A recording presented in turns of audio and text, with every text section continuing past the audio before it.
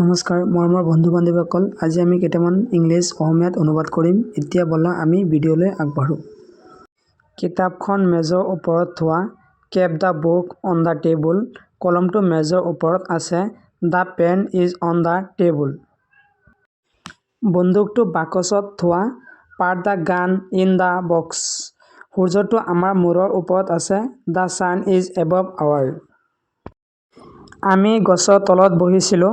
We sat under the tree. তেওঁ তলৰ পিনে চাইছিল। He looked below. আকাশখনলৈ চোৱা। Look at the sky. This is my pen. এইটো মোৰ কলম। That is your house. সেইটো তোমাৰ ঘৰ। This is our school. এইখন আমাৰ বিদ্যালয়। মই বিলাহী ভাল পাওঁ। I like tomatoes. মহিলাসকল আহিব। দ্য লেডিজ উইল কাম।